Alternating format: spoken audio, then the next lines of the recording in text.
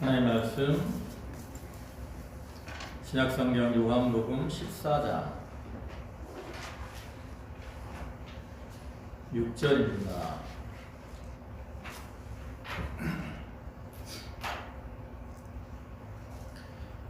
요한복음 14장 6절 신약성경 페이지로는 172쪽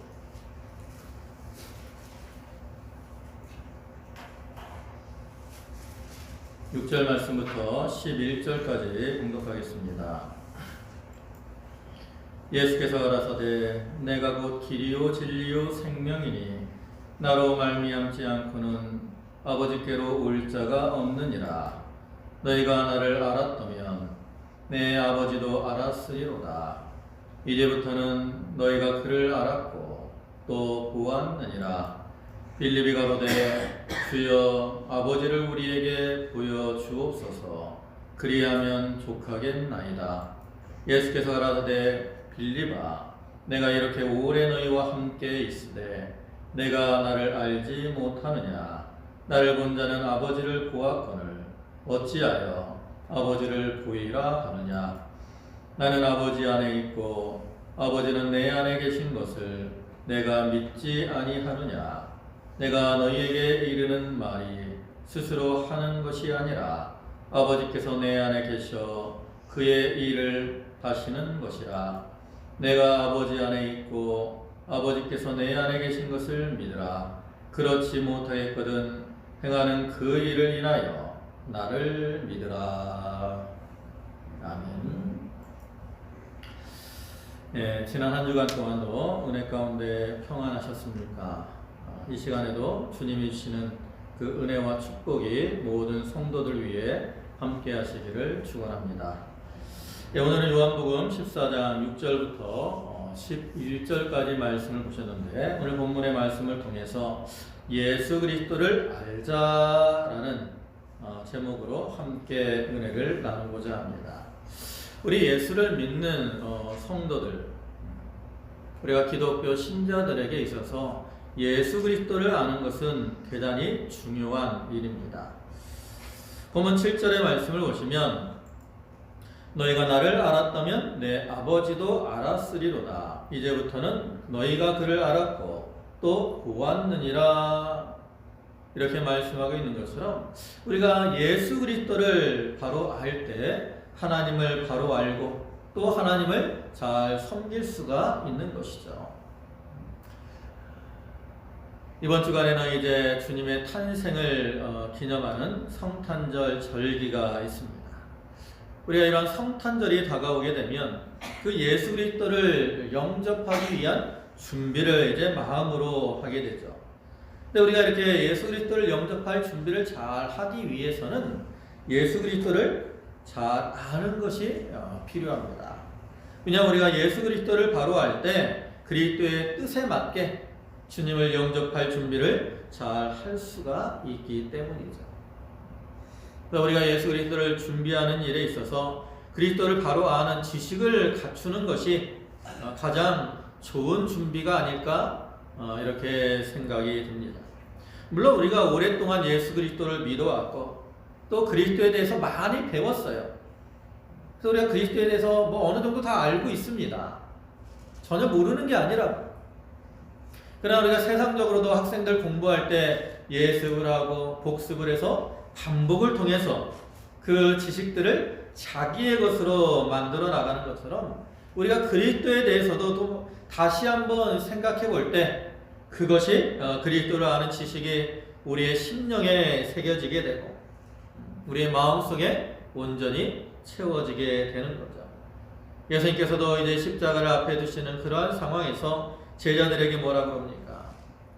오랫동안 자기를 따랐던 제자들에게 자기에 대해서 다시 한번 교훈하심으로 제자들이 예수 그리스도를 바로 알고 또 그를 통해서 하나님을 잘 섬기며 믿음에 굳게 서서 시험의 때, 앞으로 다가오는 시험의 때에 근심하지 않고 평안을 누리도록 교훈을 하고 있는 것이죠. 그래서 우리도 주님의 이러한 뜻을 깨닫고 우리가 오늘 말씀을 통해서 주님에 대한 지식을 다시 한번 되새겨보고 우리의 마음속에 이렇게 확고히 새김으로 우리에게 닥쳐오는 모든 고난의 때를 잘 이겨나가고 또 기쁨으로 주님의 성탄을 준비하고 맞이하는 그러한 성도들이 다 되도록 해야 되겠습니다. 이제 먼저 생각을 해볼 것은 우리가 그리스도를 알아야 되는 이유가 무엇일까? 이에 대해서 좀 몇 가지로 구체적으로 생각을 해보고자 합니다. 우리가 그리스도를 알아야 되는 이유는 첫째로 그리스도를 알 때 앞에서 간단하게 말씀드린 것처럼 하나님을 알 수 있기 때문이죠.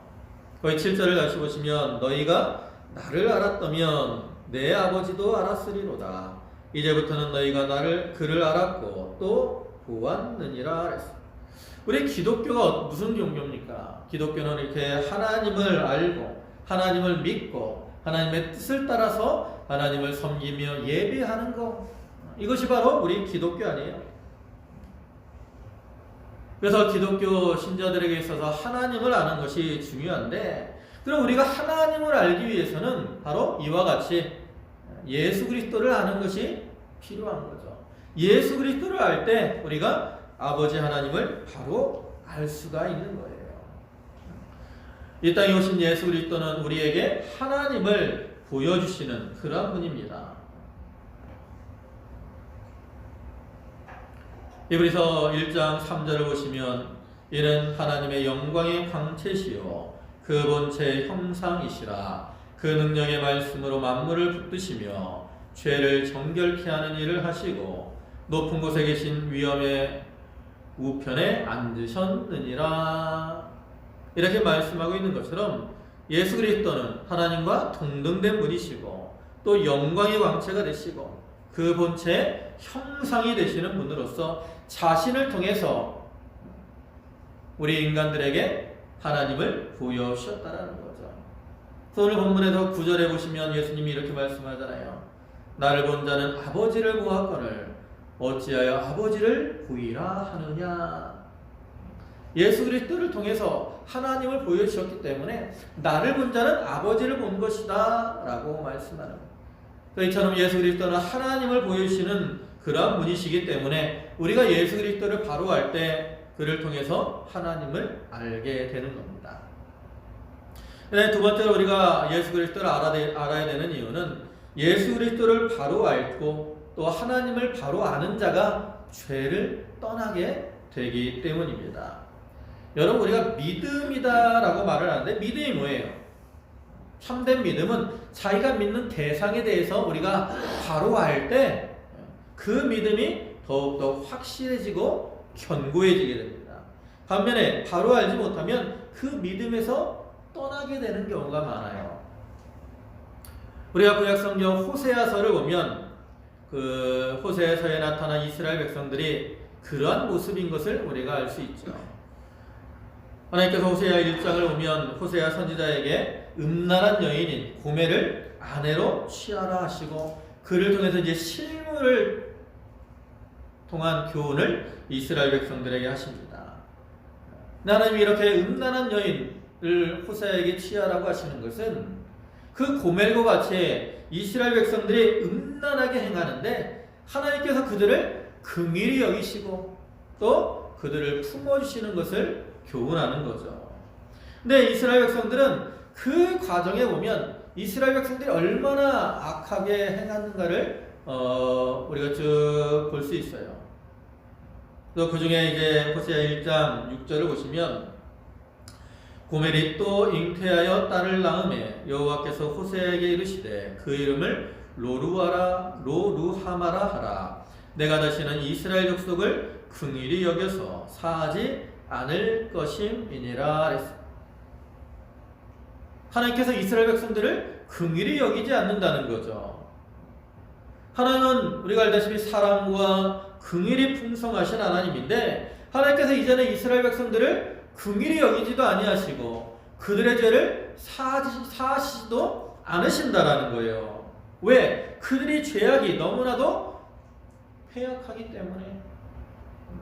그뿐만 아닙니다. 그 뒤에 또 9절을 보시면 여호와께서 이르시되 그 이름을 로암미라 하라. 너희는 내 백성이 아니요 나는 너희 하나님이 되지 아니할 것 이민이라 그랬어. 이제 더 나아가서 하나님이 뭐라 그래요? 너희는 내 백성이 아니다 라고까지 말씀을 하시죠.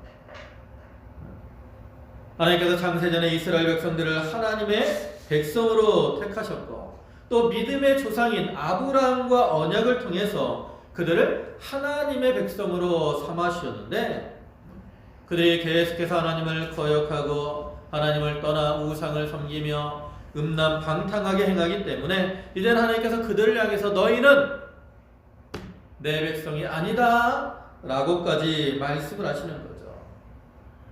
그러면 왜 이스라엘 백성들이 이와 같이 하나님을 떠나서 우상을 섬기고 죄악을 범함으로 하나님의 긍휼하심을 입지 못하고 하나님의 백성이 아니라고 하는 그런 말을 듣는 자들이 되었을까?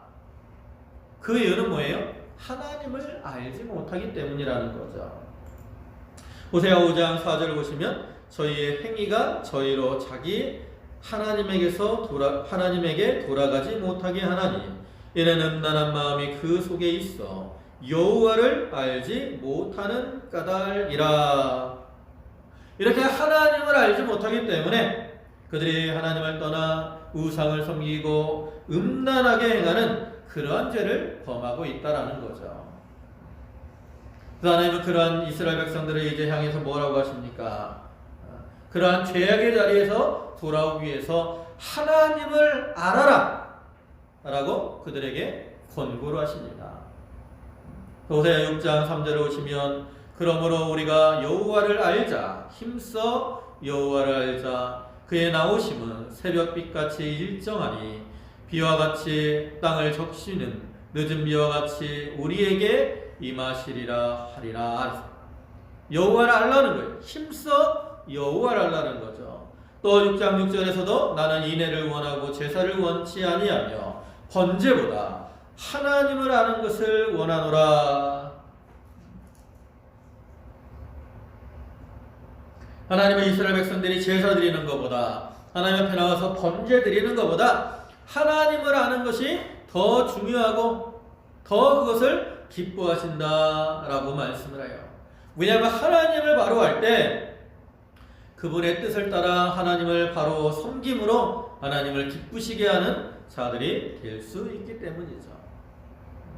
오늘날 우리도 하나님의 뜻대로 하나님을 바로 섬기기 위해서 그를 통해 하나님을 기쁘시게 하기 위해서는 우리가 예수 그리스도를 바로 아는 것이 필요하다는 거죠.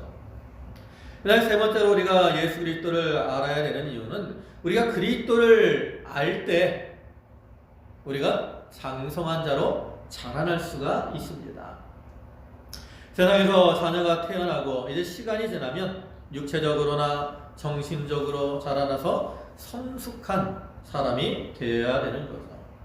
그와 같이 신앙적인 면에 있어서도 우리가 믿음으로 구원을 받아 새 생명을 얻고 중생하여 거듭났다면 우리가 어린아이와 같은 그러한 상태에 머무르지 말고 점점 자라나서 그리스도의 장성한 분량에 이르는 자들이 되어야 됩니다. 만약에 우리가 자라나지 못하면 우리가 여러 가지 것에 미혹을 받아서 넘어지기가 쉽고 잘못된 길로 걸어가기가 쉬워요. 그러면 그로 인해 하나님을 염려케 하고 근심케 하는 자가 되고 마는 거죠. 그럼 우리가 이제 자라나야 되는데 어떻게 해야 자라나느냐? 우리가 앞에서도 말씀드렸지만 그리스도를 바로 알 때 자라나는 겁니다. 에베소 4장 3절을 보시면 우리가 다 하나님의 아들을 믿는 것과 아는 일에 하나가 되어 온전한 사람을 이루어 그리스도의 장성한 분량이 충만한 데까지 이르리라. 이와 같이 우리가 그리스도를 하나님의 아들을 믿는 것에서 그치지 말고 그리스도를 바로 알 때 우리가 이제 어떻게 돼요? 온전한 사람이 되고 그를 통해서 그리스도의 장성한 분량에 이르기까지 자라날 수가 있다라는 거죠. 여러분 우리가 자녀를 기르면서 자녀들에게 뭐라 그래요? 야, 모르는 사람이 뭐 사탕 주거나 과자 준다고 따라가면 안 돼. 자녀들에게 교훈을 자꾸 해요. 왜? 이 어린아이들은 순진하기 때문에 또 유혹에 쉽게 넘어가기 때문에 다른 사람이 어떤 작은 물질로 유혹을 하고 그러면 미혹을 당하기가 쉽다라는 거죠. 그와 같이 영적으로도 우리가 자라나지 못하고 영적으로 어린아이와 같으면 이런 사술의 계율 또 간사한 유혹 이런 것에 미혹이 돼서 넘어지고 쓰러지기가 쉽다라는 거죠. 반면에 이제 그리스도의 장성한 분량에 이르기까지 머리 대신 그리스도에게까지 자라나게 되면 그런 사람은 그리스도의 능력을 힘입게 되고 그래서 그 능력으로 악한 자들의 괴율, 유혹들을 물리치고 승리의 삶을 살아갈 수 있게 되는 거예요. 우리가 이러한 그리스도의 장성한 분량에 이르기까지 자라나기 위해서 그를 통해 이제 미혹을 이기고 승리하는 삶을 살기 위해서는 그리스도를 바로 아는 것이 필요한 겁니다. 그럼 이제 우리가 이처럼 그리스도를 아는 것이 필요한데 그럼 우리가 알아야 될 그리스도는 어떤 분이실까? 우리가 성경을 보면 예수님께서 나는 무엇이니? 라는 표현을 통해서 자기에 대해서 증거하고 계시하시는 것을 볼 수 있습니다. 특별히 요한복음에 그러한 구절들이 많이 나오죠.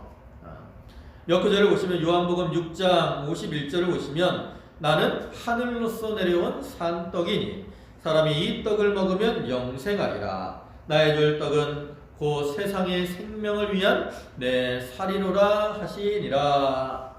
이와 같이 예수님은 자신을 뭐라 그래요? 나는 산떡이다. 하늘로서 내려온 산떡이다 라고 말씀을 하죠. 또 8장 12절에서는 예수께서 또 일러 가라사대 나는 세상의 빛이니 나를 따르는 자는 어두움에 다니지 아니하고 생명의 빛을 얻으리라. 여기서는 예수님께서 나는 세상의 빛이다 라고 말씀을 하죠. 또 10장 11절에서는 나는 선한 목자라. 선한 목자는 양들을 위하여 목숨을 버리거니와. 여기서는 예수님께서 자신을 선한 목자다 라고 말씀을 하시죠. 또 11장 25절을 보시면 예수께서 가라사대 나는 부활이요 생명이니 나를 믿는 자는 죽어도 살겠고. 여기서는 부활이요 생명이 되신다 라고 말씀을 하죠. 그와 같이 오늘 본문에서도 예수님이 자기 자신에 대해서 말씀을 하시는데 본문 6절의 말씀을 보시면 예수께서 가라사대 내가 곧 길이요 진리요 생명이니 나로 말미암지 않고는 아버지께로 올 자가 없느니라. 여기서 예수님은 자신에 대해서 세 가지로 말씀을 하시죠. 그래서 우리가 그러한 그 세 가지 면에 대해서 오늘은 예수님에 대해서 살펴보고자 합니다. 그래서 첫째로는 예수님 뭐가 되셔요? 길이 되시는 분입니다. 예수님 자신을 가리켜 내가 곧 길이요 그랬어요.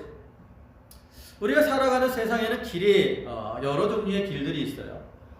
차가 다니는 차도가 있고 사람들이 걸어 다니는 인도도 있고 또 이 산에 보면 산불 예방을 위한 임도가 있어요. 또 스페인이라는 나라에 보면 그 순례자의 길이라는 길도 있습니다. 그리고 요즘은 이제 도로명 주소를 사용하잖아요. 그래서 주소를 표시할 때 우리 이 교회는 주소가 뭐예요? 쌍아? 새마을? 일길. 여러분들은 새마을 이길도 있고, 창말길도 있고, 그죠? 그 길들 종류가 참 많이 있습니다. 근데 여기서 예수님이 길이 되신다라는 것은 어떤 단순한 과정으로서의 길을 의미하는 게 아니라 그 예수님을 통해서 우리가 갈 수 있는 목적지를 알려주신다는 의미에서 길이 되시는 것을 의미합니다. 그럼 예수님은 어떤 길이 되실까? 어떤 길이 되실까? 첫째로 예수님은 하나님께로 가는 길이 되시는 분입니다. 본문 6절을 다시 보시면 나로 말미암지 않고는 아버지께로 올 자가 없다. 이 말씀처럼 우리가 누구를 통해서 예수 그리스도를 통해서만 하나님께로 갈 수 있어요. 세상의 길은 어떤 목적지로 갈 때 길이 하나만 있는 게 아닙니다. 여러 가지로 길이 있어요. 그래서 저희가 선택을 해서 갈 수 있죠. 근데 저희 교회에서 양평 어떤 한 곳을 목적지로 가는 것을 예로 들면 여러분들 보통 어떤 길로 가시겠어요? 양평을 가면 대부분이 우리가 가던 길이 있죠. 석공리를 지나서 고성리를 금왕리를 지나서 고성리를 지나서 그 다음에 이제 뭐 단월 삼가리에서 그 다음에 육광국도 타고 쭉 가서 양평으로 갑니다. 근데 요즘은 내비를 딱 이제 양평에 있는 목적지를 두고 내비를 딱 찍으면 그 길보다 다른 길을 안내하는 경우가 많아요. 어떤 길? 고속도로 쪽으로 가는 길. 그 동양평 IC를 타서 쭉 가서 대신 IC로 빠져가지고 거기서 이제 뭐 이포 쪽을 지나서 천설이 지나서 대군 지나서 가는 길. 그 길로 안내를 하기도 하고요. 또 더 나아가서는 대신이 아닌 북여주로 빠져서 거기서 중부 내륙 고속도로를 쭉 타고 올라가서 그 남양평 IC로 빠져서 가도록 안내를 하기도 합니다. 이와 같이 세상에는 가는 길이 여러 군데가 있어요. 내가 가고 싶은 길을 선택해서 그 길로 가면 됩니다. 길을 좀 잘못 들어도 걱정이 없어요. 제가 가끔 집사람한테 운전하다 얘기하는 말이 있는데, 길이 어디로 가도 길이 연결되어 있기 때문에 걱정하지 않아도 된다. 잘못 들었으면 다음에 다른 길로 가면 된다. 이런 말을 하는데, 그처럼 세상의 길은 다 연결이 돼 있어. 내가 원하는 잘못 들었어도 또 다른 길로 또 갈 수가 있어요.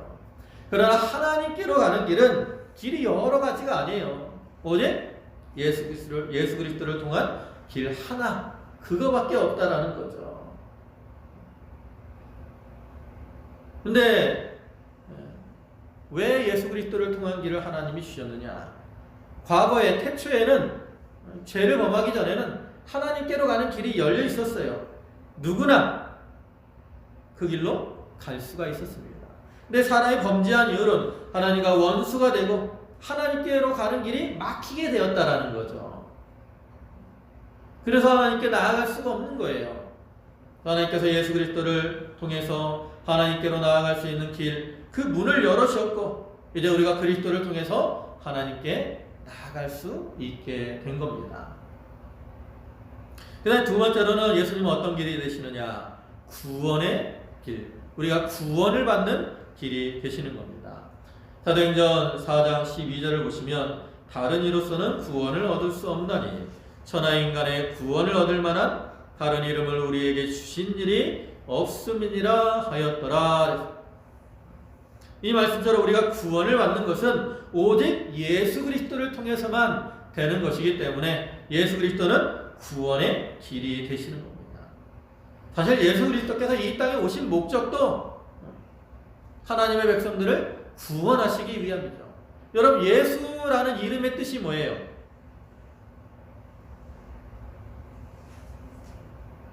예수라는 이름의 뜻이 뭐예요? 마태복음 1장 21절 보면 아들을 낳으리니 이름을 예수라. 이는 그가 자기 백성을 저희 죄에서 구원할 자이심이라 하니라. 예수님의 이름의 뜻은 자기 백성을 저희 죄에서 구원할 자다라는 뜻이에요. 구원자다라는 이름이 바로 예수라는 이름의 뜻인 거죠. 또 예수님은 그 이름에 나타난 것처럼 하나님의 백성들을 구원하시기 위해서 이 땅에 오셨고 또 하나님의 백성들을 구원하는 그러한 일을 하셨습니다. 마태복음 9장을 보면 이제 혈루병을 앓는 여인이 이렇게 몰래 예수님 뒤에 와서 예수님의 옷자락을 만지잖아요. 그래가지고 예수님의 그 혈루병이 나았어요. 그때 예수님께서 그 여인을 보고 무엇이라고 말씀하셔요? 따라 안심하라. 내 믿음이 너를 구원하였다. 라고 말씀을 하죠. 또 마가복음 10장에서도 보면 그 여리고성에 예수님이 지나갈 때 그 소경인 바디메오라는 사람이 예수님께 나와서 보기를 구합니다. 그때 예수님이 이 바디메오를 향해서 무엇이라고 말씀을 하시느냐? 마가복음 10장 52절을 보시면 내 믿음이 너를 구원하였느니라 그래요. 또 누가복음 7장에서 보면 죄 많은 여인이 예수님께 향유를 부어드립니다. 그때도 예수님께서 이 죄 많은 여인을 향해서 누가복음 7장 50절에 보면 내 믿음이 너를 구원하였으니 평안히 가라. 예수님이 그 사람들에게 구원에 대해서 말씀을 하시는 거예요. 네가 구원을 받았다 라고 예수님이 선언을 하시는 거죠. 근데 이처럼 예수님이 여러 사람을 향해서 구원을 선언하실 수 있는 것은 바로 예수님은 우리를 구원의 길로 인도하시는 길이 되시기 때문인 겁니다. 그 다음에 세 번째로 예수님은 어떤 분이시냐? 천국에 들어가는 길이 되십니다. 우리가 세상에 많은 사람들이 천국에 들어가기를 원해요. 믿지 않는 사람들도 죽어서 지옥 가기를 원하는 사람은 별로 없을 겁니다. 다 천국에 가기를 원하죠. 근데 모든 사람이 천국에 갈 수 있는 건 아니에요. 왜냐하면 우리가 천국에 들어가는 것은 자기의 의나 자기의 공로로 들어가는 것이 아니기 때문에 그래요. 천국은 하나님이 계신 곳이기 때문에 하나님께 나아갈 수 있는 자만이 천국에 들어갈 수 있습니다. 또 천국은 구원을 얻고 새 생명을 얻으며 또 죄사함을 받은 그러한 자만이 천국에 들어갈 수 있어요. 근데 우리가 어떻게 해야 하나님께 나아가고 또 어떻게 해야 구원을 받을 수 있습니까? 아까 앞에서 말씀드렸죠. 우리가 하나님께 나아갈 수 있는 것은 예수 그리스도를 통해서만 하나님께 나아갈 수 있는 거예요. 우리가 구원을 받는 것도 예수 그리스도를 통해서만 구원을 받을 수 있는 거죠. 그래서 그렇기 때문에 우리가 하나님이 계신 그 하나님의 나라 천국에 들어갈 수 있는 것은 바로 예수 그리스도를 통해서만 가능한 것이라는 거죠. 그래서 예수님은 우리를 천국에 들어가게 하는, 천국으로 인도하는 길이 되시는 겁니다. 그다음 네 번째로 예수님은 어떤 길이냐? 죄사함을 받는 길이 되십니다. 아담의 범죄 이후로 모든 사람들은 죄인이 되었고 죄 가운데 살아가게 되었습니다. 하나님 그러한 인류에게 죄사함을 받는 길을 열어주셨어요. 그게 뭐냐? 바로 피를 하나님 앞에 제물로 드림으로 죄사함을 받게 하신 거죠. 히브리 9장 22절을 보면 율법을 조차 거의 모든 물건이 피로써 정결케 되나니 피 흘림이 없은즉 사함이 없느니라 그랬어요. 구약의 모든 성막의 기구들이 피를 뿌려서 정결하게 되었고 또 소나 양이나 염소의 피를 제물로 드림으로 죄사함을 받고 정결케 되었다라는 거죠. 그런데 구약의 이러한 제물의 피는 완전하지가 못해요. 그래서 우리가 죄가 생각날 때마다 계속해서 피로 제사를 드려야 했다라는 거죠. 근데 그러한 인류를 위해서 하나님께서 이제 예수 그리스도를 보내시고 예수 그리스도께서 십자가상에서 자기의 피를 흘려 죽어 주심으로 단번에 우리의 모든 죄를 사하시고 우리를 정결케 해주셨어요.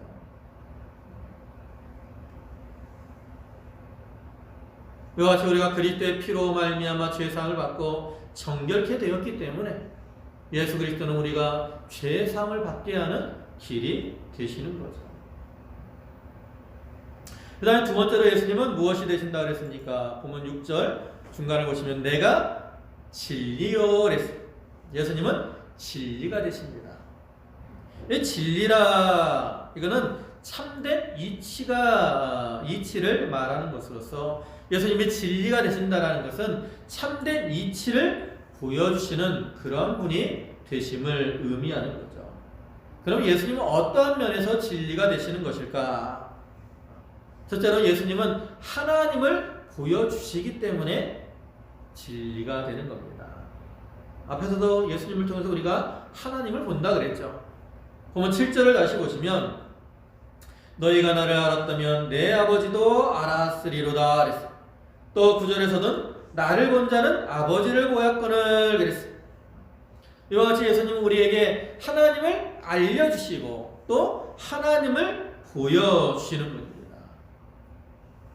사실 하나님은 영적인 존재이기 때문에 또 지극히 거룩하신 분이기 때문에 우리가 하나님의 형상을 볼 수도 없고 또 본 자도 없어요. 구약 성경을 보면 하나님을 본 것 같이 표현되는 이러한 구절들이 나오지만 그들이 하나님을 봤다는 건 실체, 하나님의 본체를 보았다라는 것이 아니라 하나님의 비유적인 어떤 현상을 통해 나타나신 것을 본 거지 하나님의 본체를 본 게 아닙니다. 그런데 성자이신 예수 그리스도께서 인간의 몸을 입고 오심으로 우리 인간들에게 하나님의 형상을 나타내시고 볼 수 있게 해주신 거죠.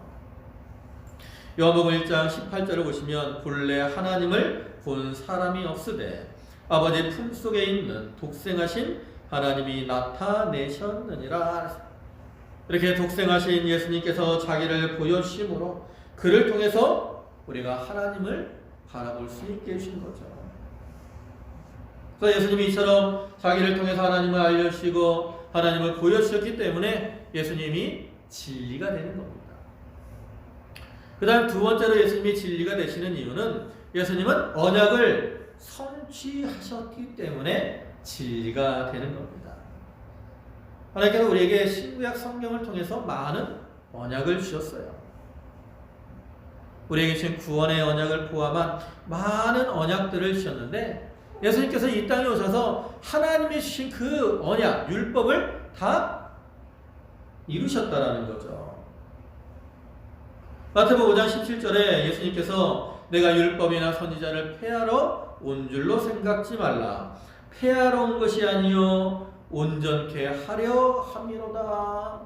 이렇게 말씀하고 있는 것처럼 율법을 온전케 하려고 오셨고 그 말씀처럼 율법을 다 이루심으로 하나님의 언약을 다 성취하셨어요. 이와 같이 예수님은 하나님의 언약을 다 성취하셨기 때문에 그러한 면에서 볼 때 예수님은 진리가 되는 거죠. 만약에 예수님이 이러한 하나님의 다 언약을 이루지 못하셨다. 그럼 우리가 죄 사함을 받았을지라도 우리는 의롭다라고 말을 할 수가 없어요. 우리가 의롭게 되는 것은 율법을 다 행함으로 의롭게 되는 건데 우리는 율법을 다 행할 수 없잖아요.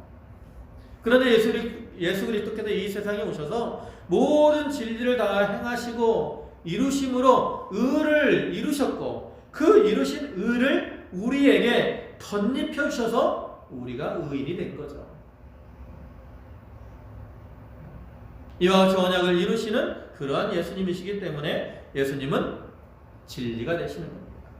그다음 또 예수님이 진리가 되시는 이유는 하나님의 신령한 뜻을 우리에게 알려주시기 때문에 예수님은 진리가 되시는 겁니다. 예수님이 이 땅에 오셔서 그 행하신 사역 중에 보면 회당에서 가르치시고 또 천국 복음을 전파하셨다라고 말씀을 해요. 그 회당에서 가르치시고 천국 복음을 가르치시고 또 제자들에게 여러 가지 교훈을 통해서 하늘과 땅에 속한 그 신령한 뜻을 우리에게 알려주셨다는 거죠. 또 우리는 이러한 예수 그리스도를 통해서 하나님의 뜻을 알게 되었고 그 뜻대로 우리가 살아갈 수가 있게 된 거죠. 여러분 우리가 알아야 되는 신령한 뜻은 누구의 거예요? 하나님의 겁니다. 예수님이 이 땅에 오셔서 말을 통해서 자신의 말을 통해서 하나님의 뜻을 알려주셨다라는 거죠. 요한복음 12장 49절과 50절을 보면 내가 자의로 말한 것이 아니요 나를 보내신 아버지께서 나의 말할 것과 이룰 것을 친히 명령하여 주셨으니 나는 그의 명령이 영생인 줄 아노라. 그러므로 나의 이르는 것은 내 아버지께서 내게 말씀하신 그대로 이루노라 하시니라. 예수님이 이 땅에 오셔서 말할 때 자의로 말한 게 아니라 하나님께서 친히 자기에게 말할 것을 명령해 주셨고 자기가 그 명령을 따라 아버지께서 내게 말씀하신 그대로 말씀하신 것이다. 이렇게 말을 하잖아요. 이와 같이 하나님께서 하신 말씀, 이게 바로 하나님의 신령한 뜻인데 그것을 예수님께서 이렇게 알려주셨고 그를 통해서 하나님의 신령한 뜻을 우리가 깨닫게 해주셨기 때문에 예수님은 진리가 되시는 거예요. 그리고 이제 예수님은 또 어떤 면에 예수님은 또 세 번째로는 예수님은 내가 곧 생명이니 예수님은 또 생명이 되십니다. 그럼 예수님이 생명이 되신다라는 것의 의미는 또 뭘까? 예수님이 생명이 되신다는 것, 첫째로는 예수님은 모든 생명의 근원이 되시는 것을 의미합니다. 예수님은 창조자로서 모든 생명이 예수 그리스도로 말미암아 창조되었고 그로 살아가게 되었어요.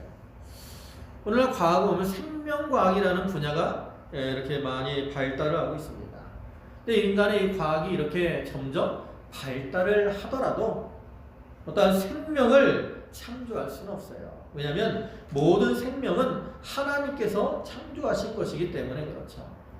우리가 창세기 1장을 보면 하나님이 창조의 사역을 하실 때 하나님께서 땅의 모든 식물들, 공중의 새, 또 바다의 물속의 어떤 어류들, 또 땅의 동물, 사람, 하나님이 다 창조하시고 그들에게 생명을 주셨잖아요.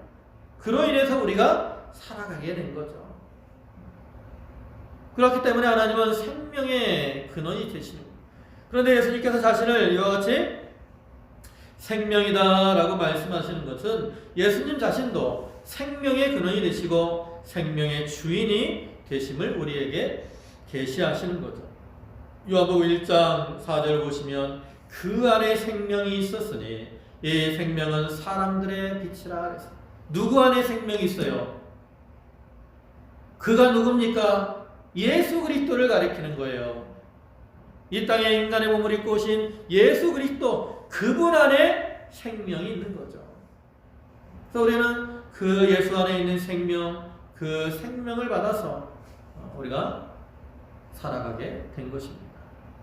그 다음에 두 번째로 예수님이 생명이 되신다는 것은 예수님은 영적 생명의 근원이 되시는 것을 의미합니다.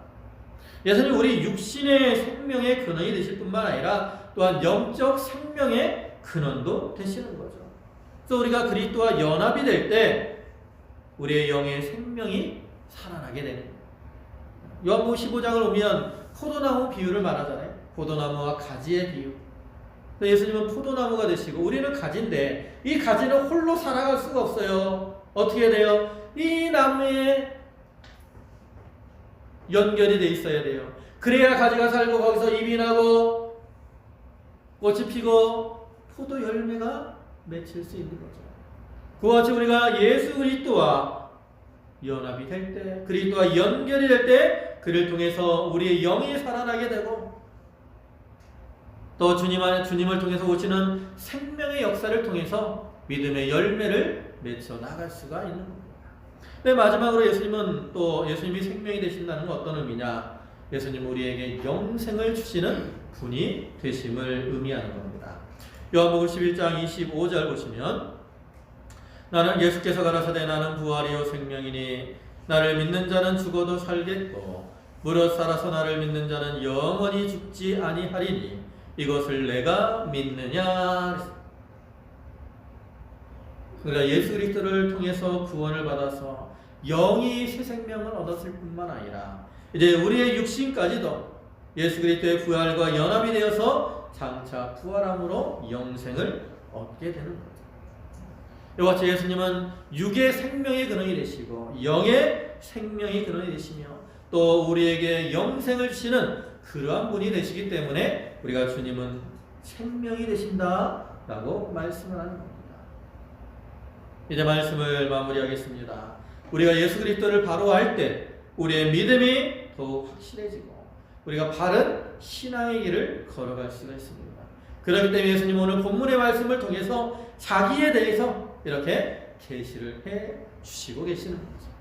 본문에서 말씀하고 있는 것처럼 예수님은 길이요 진리요 생명이 되시는 그러한 분이십니다. 우리가 이러한 예수님에 대해서 바로 알고 그러한 예수님에 대한 지식을 우리의 심령에 확실하게 새김으로 현재 당하는 여러 가지 고난들을 다 이겨나가며 또 다가오는 주님의 성탄을 기쁨으로 맞아서 주님을 영접하고 주님과 동행하는 삶을 사는 그러한 성도들이 다 되시기를 주님의 이름으로 축원합니다. 아멘.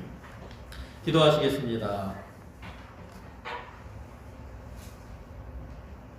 내가 곧 길이요 진리요 생명이니 나로 말미암지 않고는 아버지께로 올 자가 없느니라.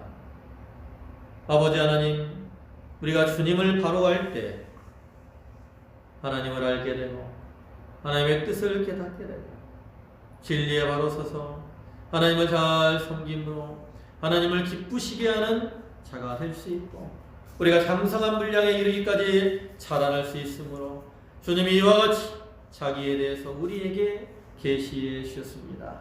우리가 이러한 길이요 진리요 생명이 되시는 주님에 대해서 바로 알고 주님을 아는 지식을 우리의 심령에 새기고 그로 인해 우리의 믿음이 견고케 하여 주시옵소서. 여러가지 환난과 시험이 우리 앞에 있을지라도 이러한 지식으로 견고해진 믿음으로 다 승리하게 하시고 이제 다가오는 성탄을 기쁨으로 맞이하는 귀한 믿음의 권속들이 되게 하여 주시옵소서.